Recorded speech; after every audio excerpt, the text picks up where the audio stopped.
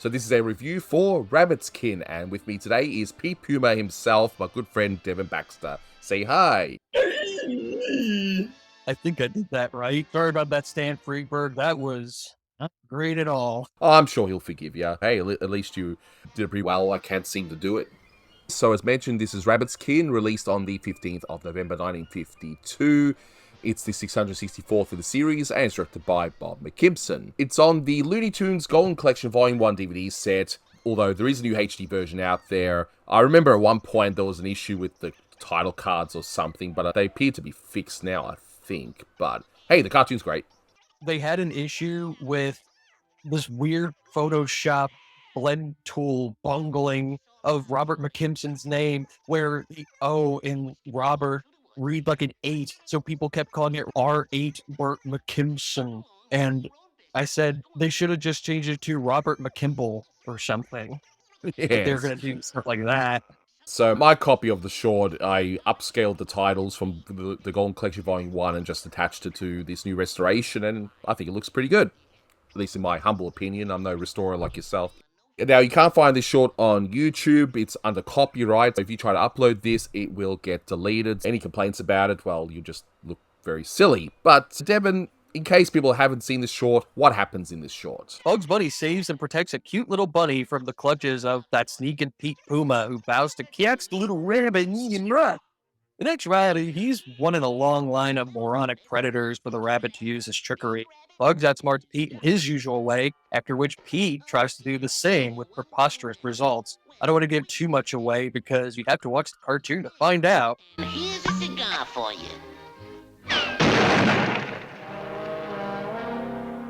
Yes, and I'll have a link below to that particular set, the Golden Collection Volume 1, and I believe the HD version's also on some digital platforms as well, and all that, but hopefully it'll make its way on disc at some point, because this one is a fantastic cartoon and one of McKimson's best, at least in my humble opinion. So, a few bits of trivia here, and first of all, the title itself. It's a play on rabbit skin, but it's also, well, Bugs is caring for a kin, so a double meaning there. Yeah, good title. Was this known as any other titles? Because I know sometimes McKimson will have on the breakdown sheet a different name of the short. Yeah, Mike Barrier sent me a photocopy of this sheet when I did the animated breakdown of it back in 2016. I think he got it from the late Dave Butler. That's where many of those McKimson drafts originated, was, I believe, the late Dave Butler, and Mike photocopied them for his own research for his book Hollywood Cartoons, and was gracious enough to send me these photocopies for me to share with everyone. Now, as far as the title, the production draft, unfortunately, on the cartoon research page, for whatever reason, the first page is missing, but there was no alternate title. It was always Rabbit's Kin. And I think when they did the dialogue track session, it was also known as Rabbit's Kin. So I don't think any working titles are in any paperwork that I know of, if it even exists. So going into the production history of Rabbitskin, according to Keith Scott's research, the dialogue track for Rabbitskin took place in February 1951. Mel Blanc and Stan Freberg had separate dialogue track sessions February 3rd and then 3 weeks later on February 24th. Then it was released November 15th, 1952, as you said.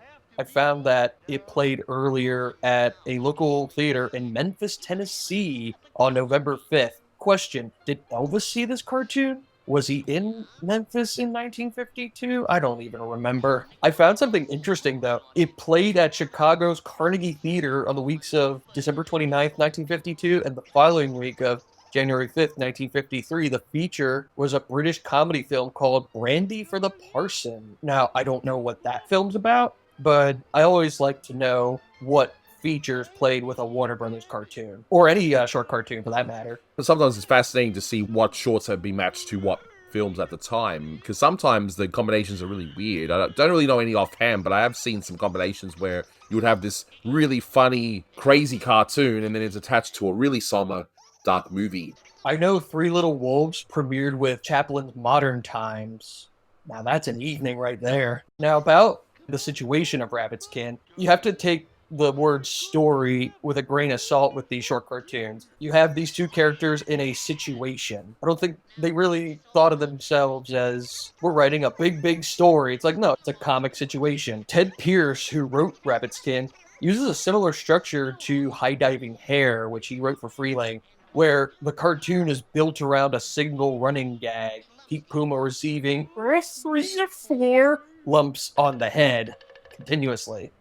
In the Bugs cartoons, a smaller, younger rabbit observes and later participates in Bugs' trickery towards Pete Puma. It serves as a nice crash course in cartoon heckling. Meanwhile, Bugs' nephew Clyde, I say it very derisively, Clyde, only appeared in wraparound sections in Freeling cartoons like His Hair-Raising Tail, which is a cheater, and Yankee Doodle Bugs, where Bugs recounts American history to his nephew to help him out with his homework.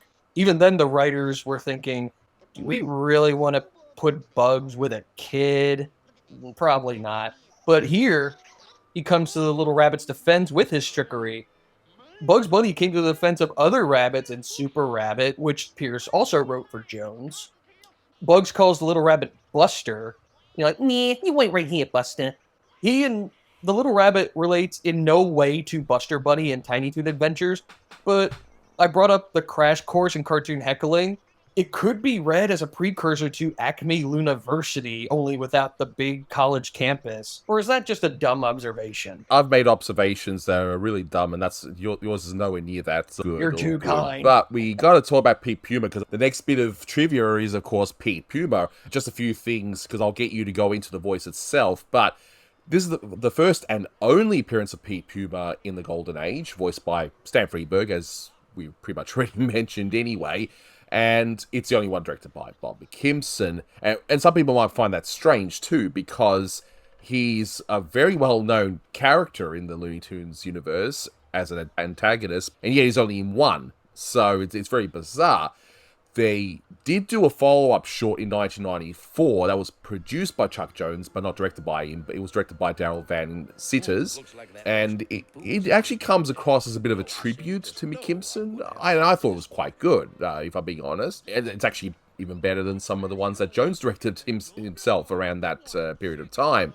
And it's not only got Pete Puma, but it's also got Foghorn Leghorn, which weirdly was done by the guy who played the Riddler in the Batman TV series, Frank Gorshin. I'll have to interject and say that cartoon was released in 1997, and it played with Cats Don't Dance. Oh, 7. See, some places say 1994, and some say 1997, but either way, the 90s. Right. So there we go. Yeah, Daryl did that for the Jones studio, and that feels less overwrought as a Jones studio production than the Chuck Jones cartoons that he directed there. You're right. I was laughing. I rewatched it for the first time in maybe a decade. I was laughing. So, Devon, with the voice itself, though, see, some might watch this cartoon and assume that this was some genius creation by Stan Freberg, and don't get me wrong, he does a great voice here. It's fantastic, but it's a basis of a particular person and his routine. So where does this voice actually come from? Stan Freberg's voice acting for Pete Puma is the main reason why he's such a memorable character, even if he only appeared once in the classic theatrical era. So I found out from, I believe it was Keith Scott, when I was researching Rabbitskin for cartoon research, that Pete Puma's voice, like many of the McKimson characters, was derived from radio. Stan Freberg based the voice on an impressionist named Frank Fontaine, who played an inebriated panhandler named John L.C. Silvoni, who was a character in Frank Fontaine's stage act.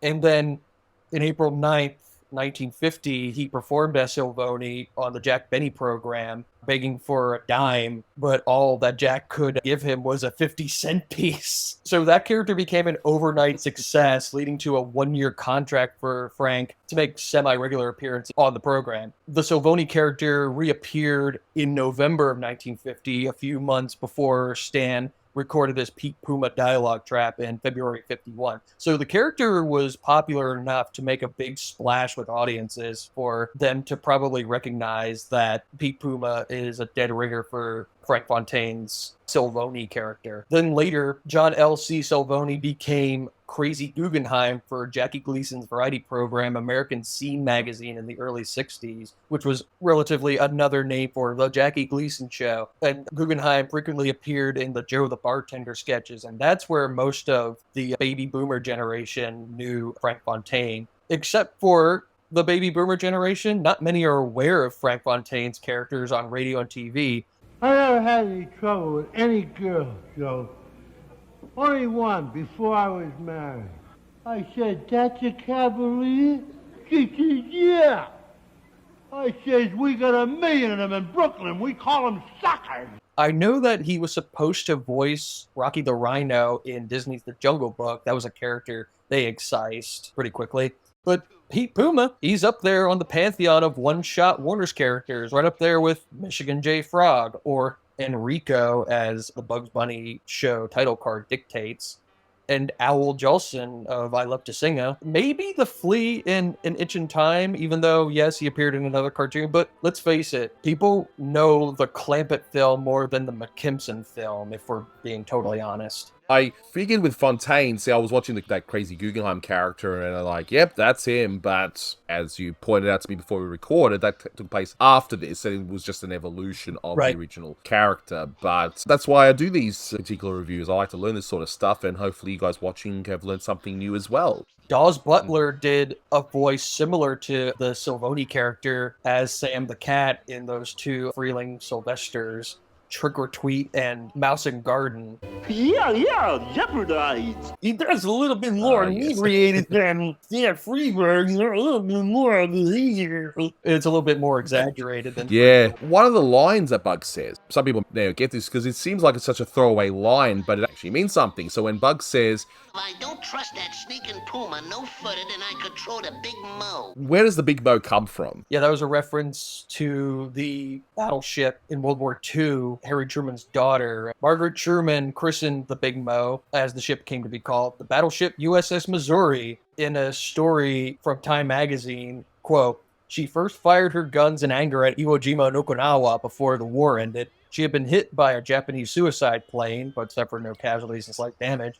On her broad deck, in 1945, the Japanese signed their surrender. By 1948, the Missouri was the only U.S. battleship in commission." Now, mind you, that was in 1951, so some information might have changed in that last sentence. Correct me if I'm wrong, somebody.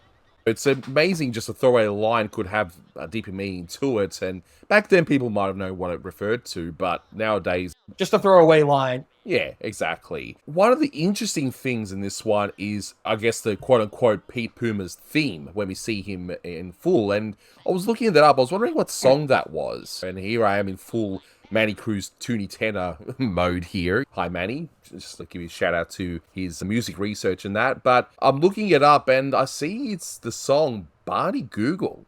And that's from the 20s. And I'm thinking, okay, what is that? So I'll look up even further. And apparently it was a hit song. And that was inspired by the Barney Google and Snuffy Smith comics. And it's still being published today. That's what blew my mind.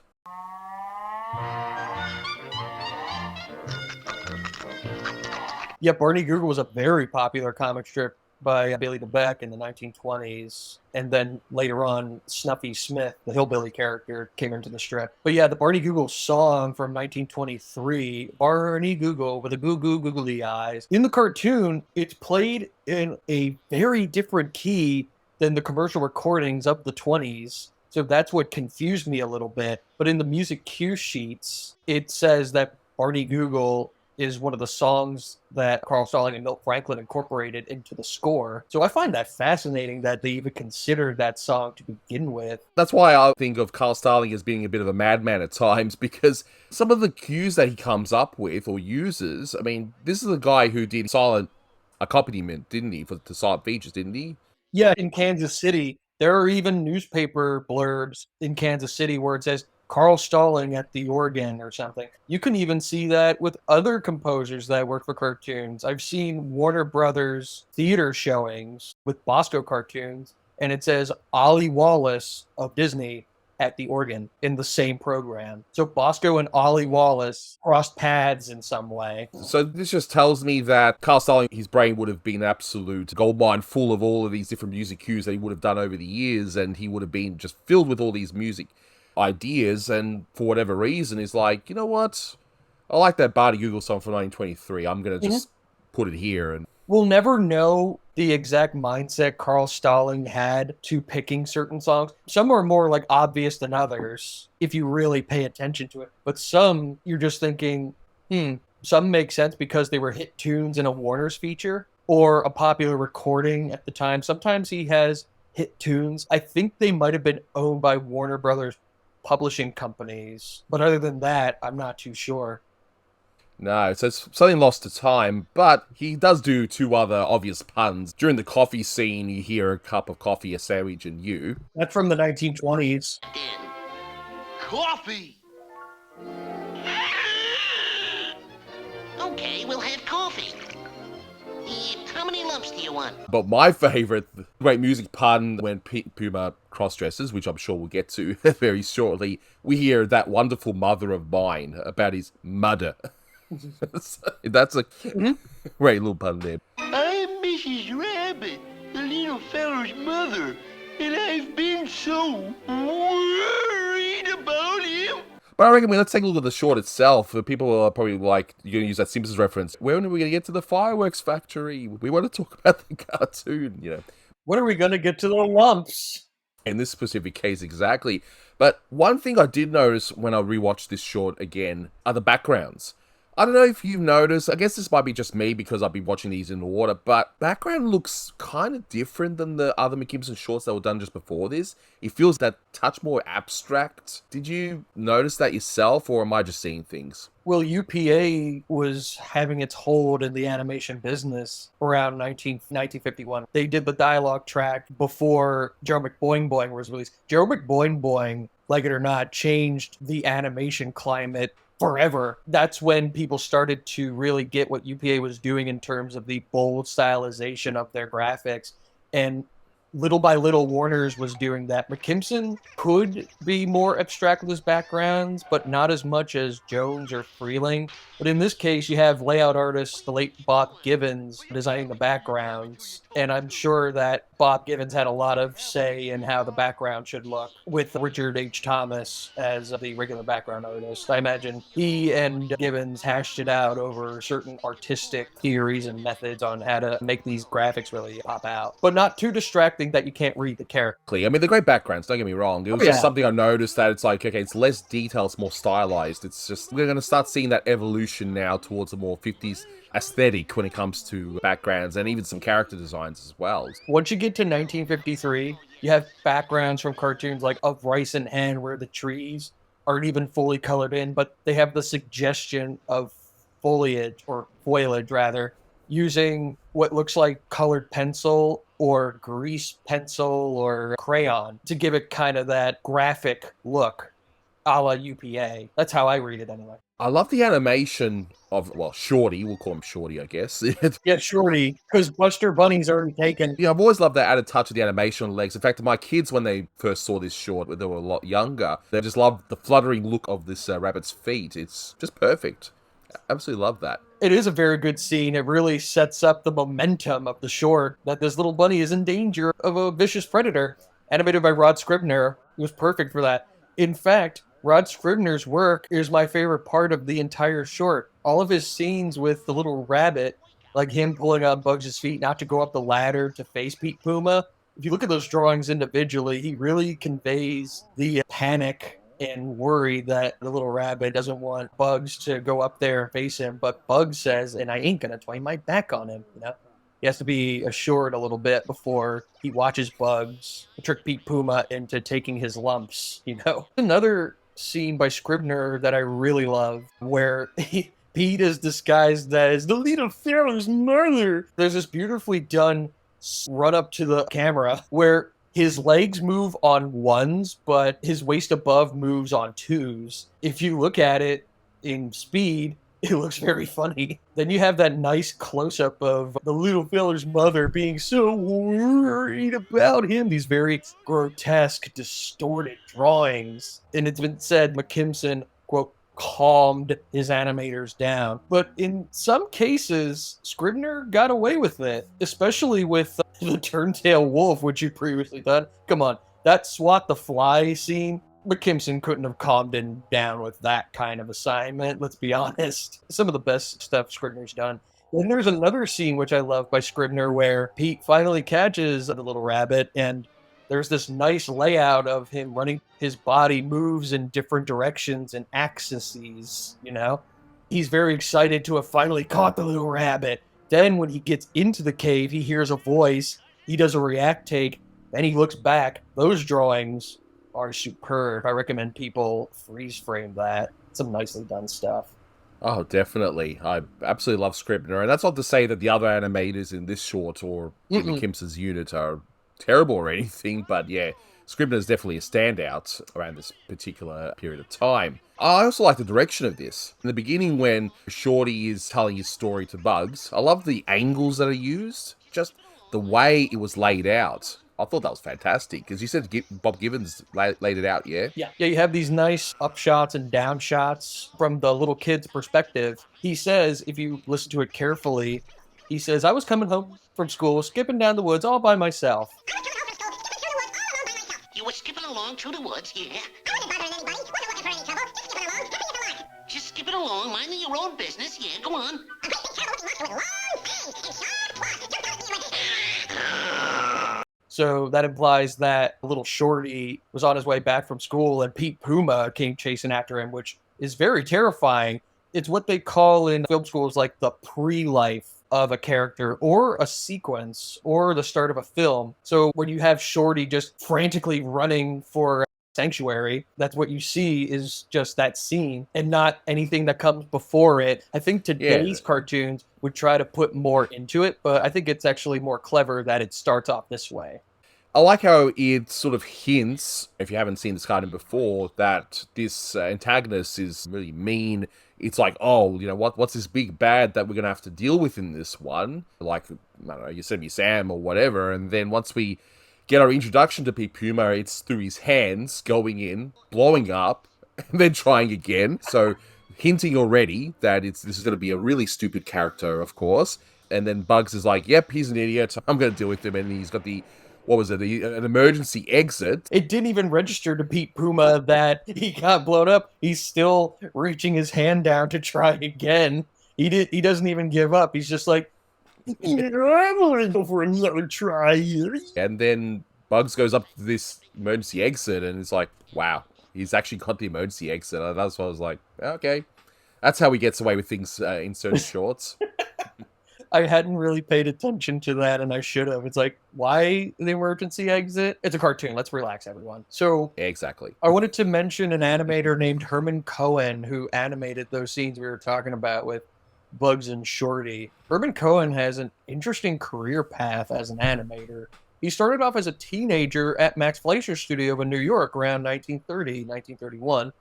And by 1934, he animates for Myron Waldman's unit, working on Betty Boop cartoon. And later on, he worked at Dave Tendlar's unit, whom I consider an underrated talent, Dave Tendlar. Then, in 1937, Herman leaves New York to go to California, working at Leon Schlesinger's in the Ben Hardaway Cal Dalton unit. And then he moved to Freeling's unit until 1941, when he enlisted in the Army. Was gone for about 4 years in the Army, came back to Warner's in Art Davis's unit around probably 1946. Then Art Davis's unit disbanded, then Herman settled into McKimson's unit. Although he's quite absent in between the Davis and McKimson era. I don't know why. McKimson's unit was shut down in April of '53 because of the wake of 3D movies, and Warner's was kind of shaken by that. And one of the things they did was cut corners on the animation department, and that meant McKimson's unit. I found recently that in April 1953, Herman Cohen started work at Lance immediately in mid-production of their only 3D cartoon, Hypnotic Hick. And he stayed at Lance until I think maybe around 56 when he moved to MGM to work on the last lingering threads of the MGM cartoon department with the Tom and Jerry's and the Jerpies that Mike Law directed. And then he animated commercials for Playhouse Pictures and Cascade, Jerry Ward, Bill Melendez, Ed Grant Productions on Linus the Lionhearted, Grant Ray Productions, which is Roy Patterson and Grant Simmons' studio. He worked on Spider-Man there the first season before Grant Ray went bankrupt in 67. Worked at the Patty Freeling and Filmation until he passed away in 1970. So very busy career path, especially in the 50s and 60s when theatrical animation was kind of dwindling, and then the commercial houses and the TV studios had more of a stable ground, even though you also faced seasonal layoffs and all that stuff. But what are we talking about? The animation business, or how many lumps of sugar you want? No, I'm sure people will definitely want to know about the various animators, because out of all the animators, Scribner might be probably one of the more quote-unquote household names. Like, Right. Like, people will know him, but Cohen maybe not so much. So Or I think it's Laura. a good thing, let people know about something new. So we see Pete Puma, and we, of course, immediately see that he ain't exactly the bright character, and we know that this is going to end up being similar to like a Chuck Jones Bugs, basically, where Bugs is in complete control throughout the entire short. So you know that nothing's going to happen to him, and he's just going to mess up this particular antagonist. And we hear that wonderful introductory voice by Stan Freberg. I got a little rabbit, and I'm going to eat him up. That intro just kills me every time. I got a little rabbit in this hole, and I'm gonna catch the little rabbit and eat him up. Every single time. It is fantastic. And they're like, well, you told me to, you told me to, you told me to. That's my favorite line of the whole cartoon. I used to say that as a kid. Well, you told me to, you told me to, you told me to. But you told me to, you told me to, you told me to. He kind of just cowers back, like, he's very confused. Like, why did you said one thing and you said another, and it all starts back over again. We're going to finally get to the lumps, I reckon. The lumps. The introduction to the lumps. Oh, boy. Oh, my goodness. This setup, like the fact that they do follow it up throughout the short, it's like a running gag of sorts. So, in this case, we got, what, T starting off with? How many lumps do you want? Oh, 3 or 4.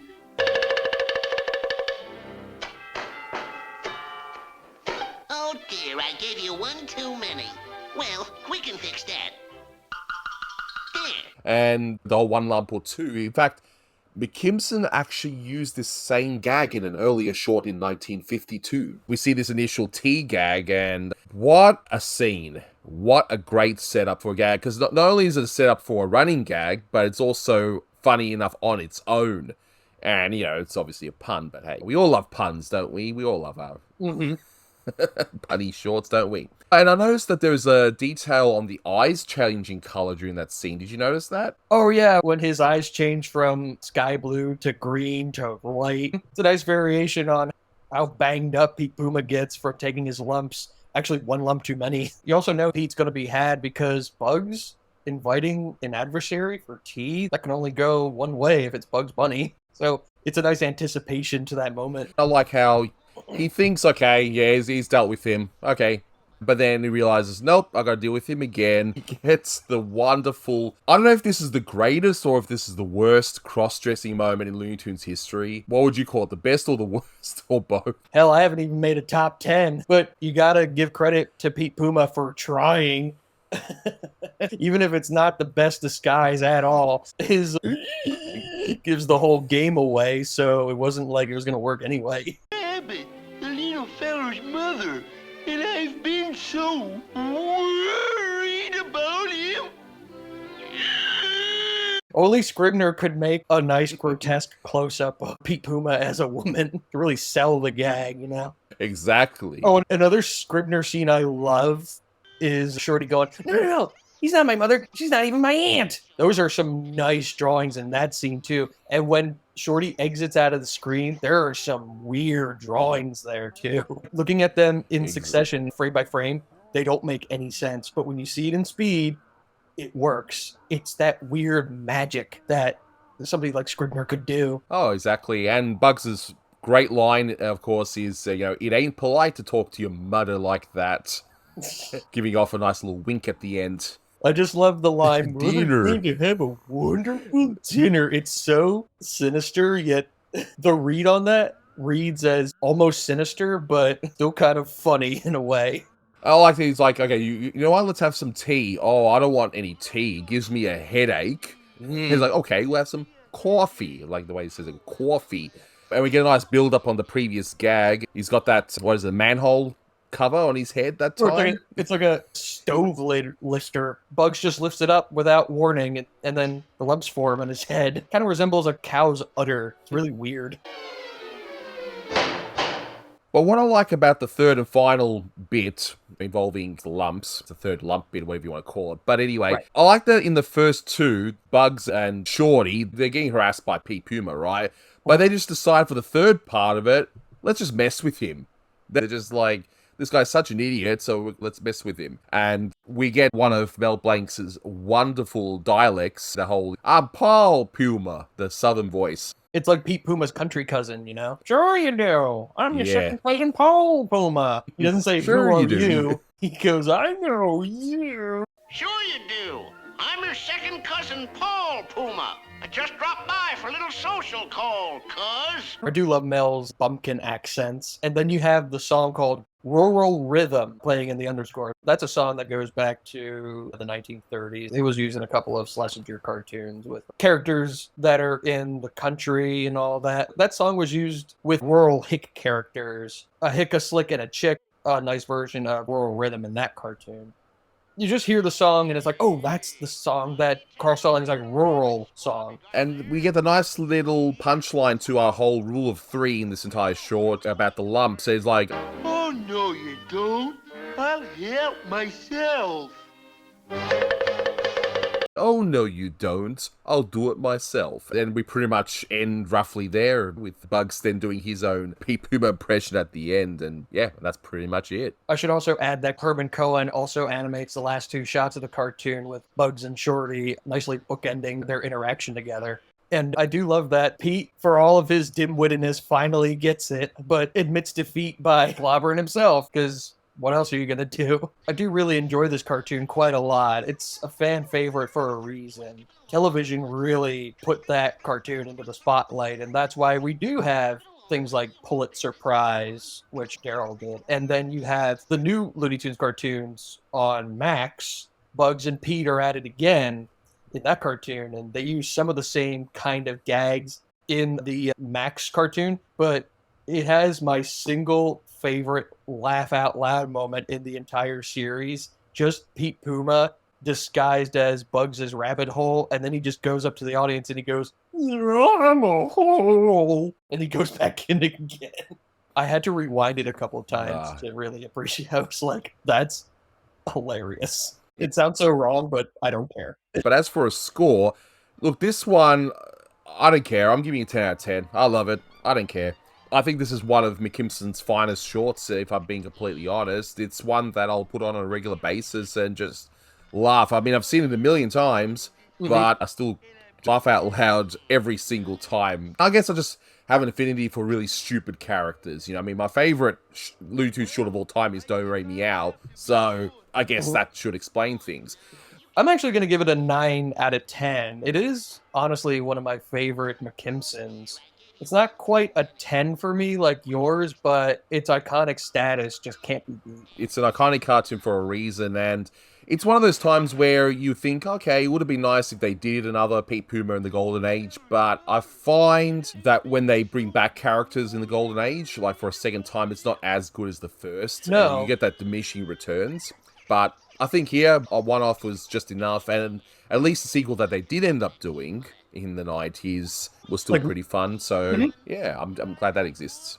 So Freeling often said that he didn't like working with Elmer Fudd because he was so stupid that he can't really be seen as a threat. We don't really buy Pete Puma as a threat when we see him either. So another appearance with the character wouldn't really work in that regard, because just that one idea works. And if you put him in another cartoon, what other story can you come up with? They did come up with stories later, as we've said. worse time. But in the Golden Age, like you said, it would have really paled by comparison. It's just like Tree for Two and Dr. Jekyll's Hyde, where the first is better than the second, in my opinion. And the Flea character as well that you touched upon earlier. Exactly. Same deal. The first was way better. Beaky Buzzard, granted there was 4 made, but 2 were brilliant and 2 not so much. It tends to be the diminishing returns I find with a lot of the secondary or tertiary characters in the Looney Tunes stable. But in any case, that's going to do us for this one. Thank you so much for watching, guys, and until next time, take care. Oh, no, you don't. I'll help myself. Come on, Shorty. We better get out of here. He's much too smart for us.